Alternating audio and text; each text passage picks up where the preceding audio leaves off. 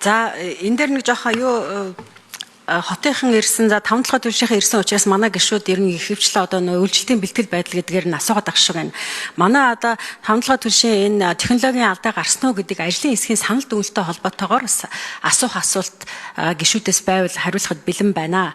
За ингээд сая бол ер нь дүгнэлтээ уншсан байгаа. Бидний одоо дүгнэлтэн дээр юу гарсан бэ гэвэл технологийн алдаа гарсан уу гэвэл гарсан.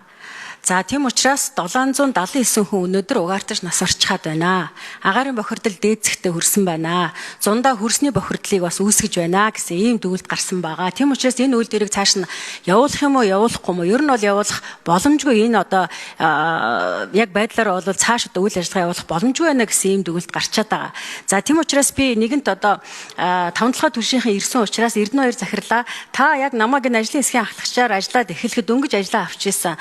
Бас одоо залуу хүн ирээ зөндөө юм хийчин гэдэг үүднээс за яг манай ажлын хэсгийн гаргаж өг гэсэн бүх чигээрэмтэг танаа компани бол хамтарч ажилласан. Энэ дээр эхний удаад одоо талархал илэрхийлээ. За хоёрт нь одоо ингээ өнгөрсөн 6 сарын хугацаанд та ямар ч шийдэлгүй сууж байгаа аахгүй юу? Та зөрөгтэй Эрдэнэтээс одоо та дөнгөж ажиллаа аваад ирж исэн. Зөрөгтэй шийдвэр гаргаад ажиллана гэд ингээ сууж. Тэгвэл өнөөдөр одоо ингээд зундаа үйлдвэрлэлийн үйлчлэл явуулахад хатаах газар байхгүй гэсэн ийм яриа сууж иж болох юм уу? Нэгт нь. За хоёрт нь 2018 оноос за санал дүгнэлттэй бол та нараас бол бас зөвшөөрч нь үгүй гэдэг асуух бол асуулт бол байхгүй. Манай ажлын хэсэгт бол мэргэжлийн хүмүүс ажиллаад өнөөдөр юм санал дүгнэлтээ гаргацсан байгаа. Тэгэхээр та бүхэн ажлын хэсгийн гаргасан санал дүгнэлтийг та бүхэнд явуулна. За 2018 оноос хойш засгийн газрын тогтоол болон засгийн газрын хуралдаанаар 1.4 их найд төгрөг одоо 5-7 төлш компанид хөрөнгө оруулалт хийсэн байгаа. Энэ хөрөнгө эргэн төлөгдөх нөхцөлтэй гэсэн байгаа. Тэгэхээр энэ юуг одоо хотын захиргаанаас асуу ямар түвшин дарга энэ татвар төлөгчдийн мөнгийг 1.4 тэрбум их найд төгрөгийг ямар байдлаар төлөхөөр хотын захиргаанаас одоо төлгөө боловсруулж байгаа. За хоёрт нь нэлээд мафантай асуудлууд маш их олон байна. За ер нь бол анх ингээд энэ ажлын хэсгийг явж хахад энэ худалдан авалтыг үйлдвэрлэл одоо анх хийх худалдан авалтыг төрийн нууцад оруулсан гэсэн ийм зүйл яригдчихсэн. 2022 онд төрийн нууцаас 9 асуудал гарсан. Энэ асуудал дотор 5-7 төрлийн асуудал ороогүй. За 5-7 төрш бол байгууллагын нууцтай хамааруулж агаад өнөөдөр 161 тонн 2 дугаар гурил алтан тарины 2 дугаар гурил авцсан өнөөдөр агуулгач чинь байгаа. Барьцалдуулагч гэдэг нэрээр авцсан байгаа. Тэгэхээр төрийн нууцад энэ байгаад байгаа юм уу? Энийг нэг яг тодорхой хэлээд өгөөч. Төрийн нууцад дээр 22 онд гарсан юм дээр ягаад танаа одоо энэ худалдаа авалт төрийн нууцаас гарсангүй вэ?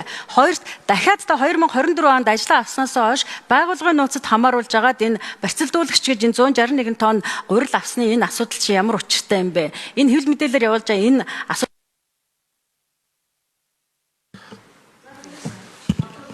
За 3 номер хариулах. 4 номер амар төвчнээр хариулъя. За ихэнх гишүүдэд энэ өдрийн мэндийг хүргье. Нэгдүгээр гишүүний асуултанд хариулъя.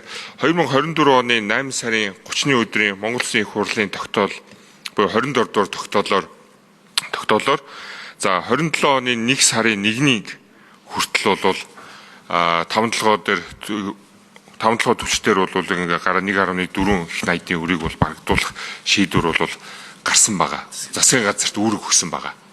За тэгээд 2025 оны 1 сарын 14-ний Монгол Улсын засгийн газрын 18 дугаар тогтоолыг бүгд гаргаж за ингээд 27 оны 1 сарын 1-ний хүртэл бол хугацаанд шаардлагатай нэмэлт санхүүжилтийг тухай бүрт төсөв тусган шийдвэрлэж ажиллахыг бол Эрдэст Монгол ХКК Эрдэс 5-7 ХКК төлөөлөл өгөх зөвлөлүүд ингээд тус засгийн газраас бол ингээд даалгасан байгаа.